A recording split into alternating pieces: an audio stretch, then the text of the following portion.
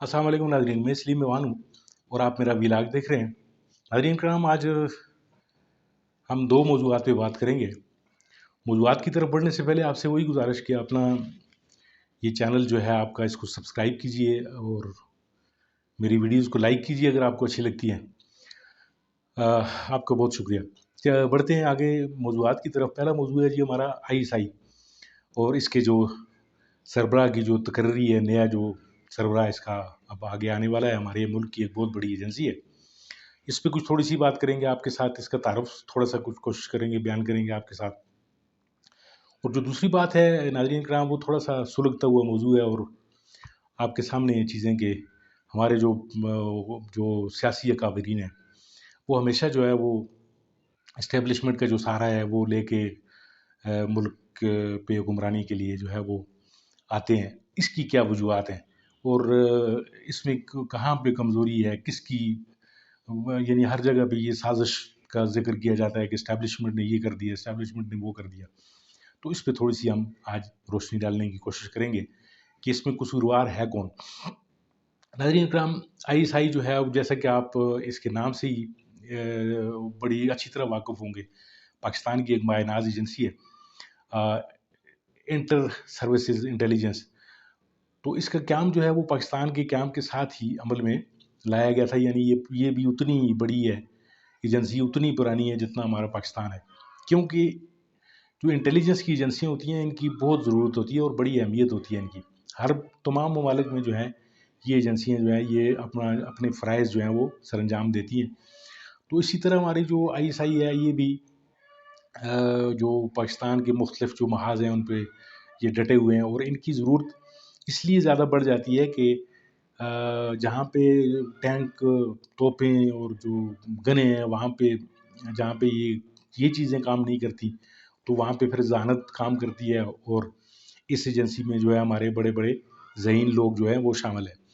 तो नाज़रीन इकराम, 1980 की दहाई में जब सोवियत और अफ़गान वार थी, उस वक़्त हमारी इस एजेंसी ने अपना लोहा मनवाया और अपने से कई गुना बड़े दुश्मन को, यानी जो हमारे पड़ोस में आके उसने कब्ज़ा जमाया हुआ था, उसको वहाँ से भगाया और एक बहुत बड़ा जो है ये फ्रंट जो है इन्होंने अपना हमारे पाकिस्तान के लिए सेव किया। तो इसके जो सरबराहान होते हैं, ज़ाहिर है एक इंटेलिजेंस इदारा है, इतना बड़ा नेटवर्क होता है, तो उसके इदारे का जो सरबराह होता है वो भी एक बहुत अहमियत का शख्स होता है, जिसको पाकिस्तानी फ़ौज का जो तुरा इम्तियाज़ है कि वो एक मेरिट पे काम कर रहे होते हैं, वो सारी चीज़ें वो देख रहे होते हैं। तो उस हवाले से फिर जो इस इतने बड़े इदारे को जो हेड कर रहा होता है बंदा, तो उसका ज़हीन होना, उसका माहिर होना अपने काम में, वो जो है वो बड़ा ज़रूरी होता है। तो फिर ये जो इदारा है आईएसआई, इसके जो सरबराह होते हैं वो वज़ीर-ए-आज़म और आर्मी चीफ़ जो हैं उनकी मुशावरत से जो है उनका वो सरबराह जो है वो सिलेक्ट किया जाता है। तो इस दफ़ा जो नाज़रीन किराम, जो हमारे जो इंटेलिजेंस चीफ़ हैं वो general lieutenant general Nadeem Anjum थे पिछले, और आगे भी वही कंटिन्यू कर रहे हैं। तो नाज़रीन किराम, आपने इनको मीडिया पे भी देखा होगा पिछले जो हैं कुछ अरसे में। हालाँकि जो हमारे आईएसआई चीफ़ हैं, आपने शाज़ नादरी कोई किसी को देखा होगा कि वो मीडिया पे आया हो, क्योंकि ये हमेशा खुफ़िया एक एजेंसी है, तो ये लोग भी खुफ़िया ही रहते हैं। तो ख़ैर ये बात तो एक अलग बात है कि मीडिया पे क्यों नहीं आना चाहिए या कौन कब किस वक़्त क्यों आया। तो ये चीज़ें सारी नाज़रीन के सामने हैं। तो आगे चलते हैं, आईएसआई के हवाले से बात कर रहे थे, तो ये यानी इंतहाई मुश्किल हालात में पाकिस्तान का दिफा कर रहे हैं ये लोग। यानी आप अगर गूगल को थोड़ा-सा सर्च करें, तो उसमें आपको जो टॉप 10 एजेंसीज़ हैं, उनमें भी टॉप पे जो है हमारी जो आईएसआई जो है वो नज़र आ रही है।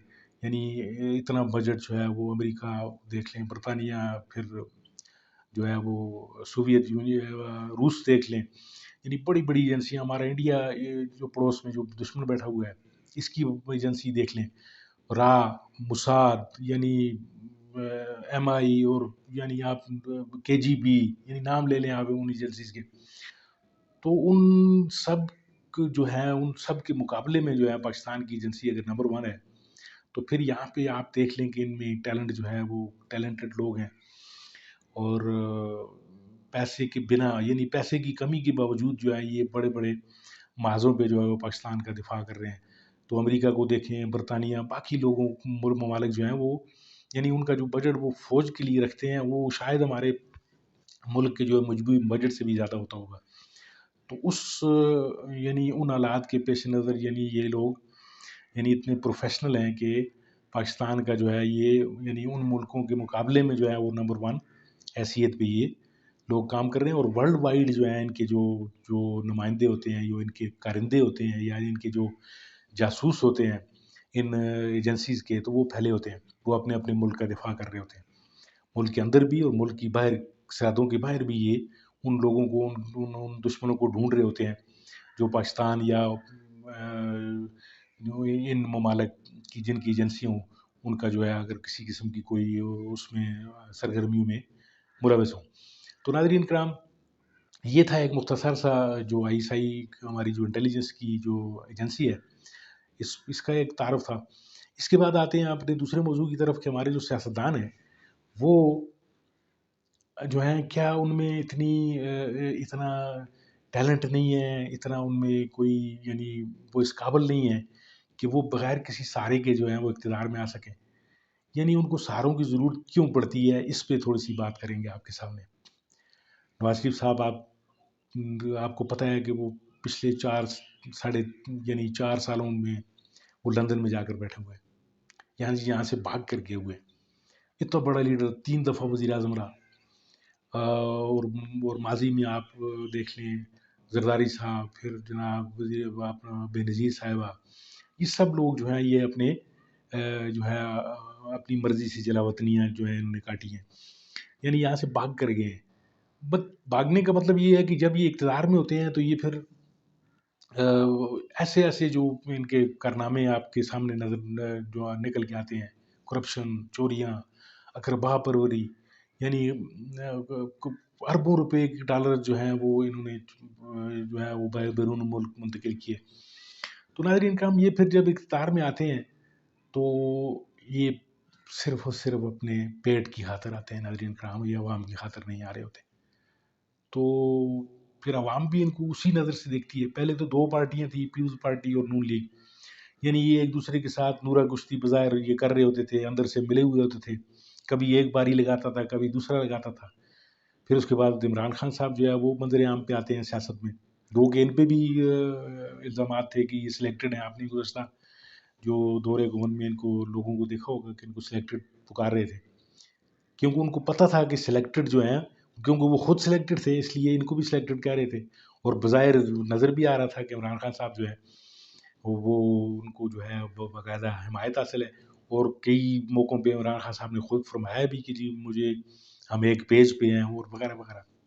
تو یعنی یہ پیج جو ہے ان سیاستدانوں کو جو ہے لے کر ڈوب گیا ہے. ناظرین اکرام، پھر جب یہ چوریاں، کرپشن، لوٹ مار کرتے ہیں تو پھر ظاہر ہے یہ جو انٹیلیجنس ایجنسیز ہیں ہماری یا ہماری جو آرمڈ فورسز ہیں وہ نظر رکھتی ہیں ان پہ، دیکھ رہی ہوتی ہیں ان کو. ان سیاستدانوں کی کمزوریاں ان کے پاس ہوتی ہیں، ان کو پتہ ہوتا ہے کہ کون چور ہے اور کون جو ہے وہ ملک کے لیے وہ کام کر رہا ہے. تو ناظرین کرام، پھر یہ جو ایجنسیاں ہوتی ہیں پھر یہ ان کے کرتوت جو ہیں وہ سامنے بھی لاتی ہیں.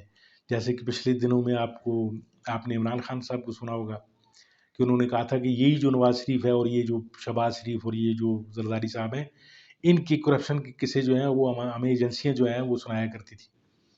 تو یہ بہت بڑی سٹیٹمنٹ ہے یہ کہ ان لوگوں کی، ان سیاستدانوں کی جو کرپشن کی جو قصے ہیں وہ محفوظ ہوتے ہیں لوگوں کے پاس، جو ملک کی جو ہے وہ اندرونی اور بیرونی سرحدوں کی جو حفاظت کرتے ہیں، کیونکہ ان کا کام ہے یہ چیزیں کرنا. اور کرپشن جو لوگ کر رہے ہوتے ہیں وہ ملک دشمن ہوتے ہیں، اور ملک دشمنوں کی خبر رکھنا ایجنسیوں کی ذمہ داری ہوتی ہے. تو پھر یہ ان سیاستدانوں پہ بھی ان کی نظر ہوتی ہے. تو یہ پھر آتے ہیں باہر سے، جب انقلاب کی جب نعرے لگاتے ہیں، جب یہ ان کو نکل جاتے ہیں یہ سیاست سے تو پھر یہ انقلابی ہو جاتے ہیں. جب یہ سیاست کے اندر ہوتے ہیں تو یہ پھر جناب گن گانے لگتے ہیں پھر ایجنسیوں کے بھی، اسٹیبلشمنٹ کے بھی. اور جب یہ ان کو ضرورت پڑتی ہے اپنے اقتدار کی تو پھر ان کو جو ہے وہ اسٹیبلشمنٹ کے جو کندھے ہیں وہ استعمال کرنے پڑتے ہیں. تو ناظرین کرام یہ کمزوریاں جب تک ان سیاستدانوں میں رہیں گی اس ملک نے ترقی نہیں کرنی. یہ آپ لکھ کر لے لیں اس بات کو. اور طبعیاں جو ہیں اس ملک کا جو ہے وہ مقرر بنے گی جب تک ہمیں کوئی لیڈرشپ نہیں ملتی صحیح. تو اب آپ اندازہ لگا لیں کہ ایک بندہ ہے جس نے سپریم کورٹ سے جو کنوکٹڈ ہے، جو بھاگا ہوا ہے، اشتہاری ہے، اس کو جو ہے وہ دوبارہ وہ گارنٹیاں مانگ رہا ہے اسٹیبلشمنٹ سے. اور پھر جو ہے وہ یہاں پہ آ کے وہ جب تقریریں کرے گا تو پھر بڑے بڑے دعوے اور بڑے بڑے بہادر ہونے کے اور بڑے بڑے میں نے یہ کیا اور میں نے فلانا کیا. تو ان کی بہادری جو ہے وہ آپ کو جو ہے وہ نظر آ رہی ہوگی کہ یہ کس طریقے سے واپس آئیں گے اور کس طریقے سے یہ الیکشن لڑیں گے.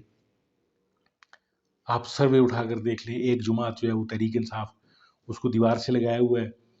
انہی سیاسی جماعتوں نے ایک دوسرے کو یہ لڑتے ہیں ایک دوسرے کے ساتھ، اور تیسری قوت جو ہے وہ فائدہ اٹھاتی ہے.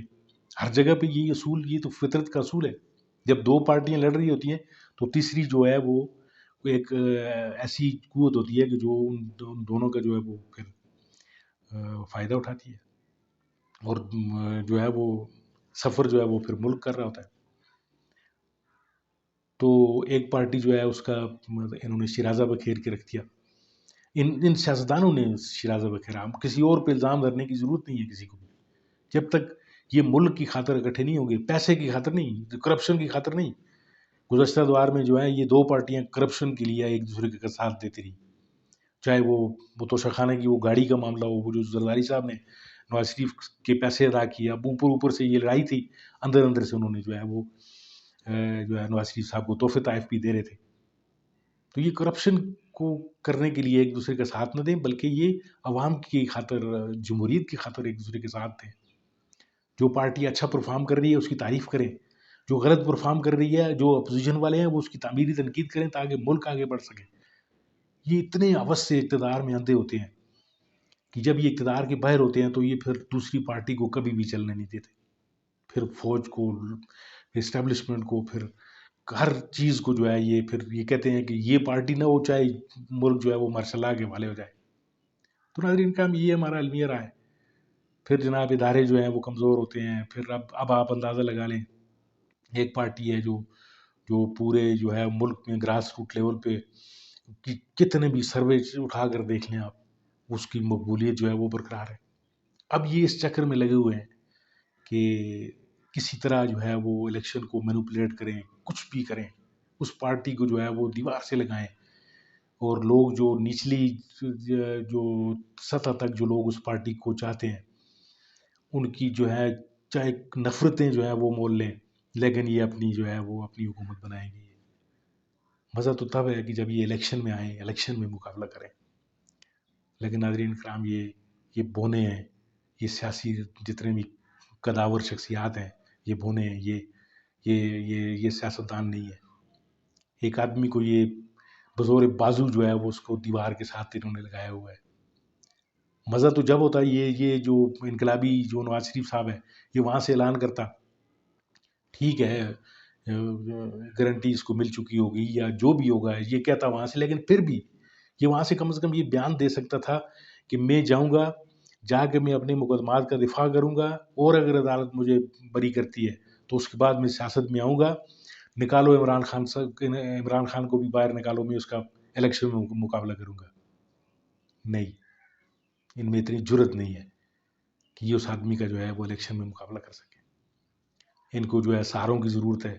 یہ سہاروں کو استعمال کر کے سیاسی پارٹیوں کو جو ہے وہ دیوار سے لگاتے ہیں اور ملک کا بیڑا غرق ہوتا ہے. ناظرین کرام، یہ ہمارے ملک کا المیہ. جب تک یہ لوگ ٹھیک نہیں ہوں گے، یہ ہمارے رہنما، یہ ہمارے جو لیڈر ہیں، یہ جب تک ٹھیک نہیں ہوں گے ہمارا ملک ٹھیک نہیں ہو سکتا. ناظرین کرام،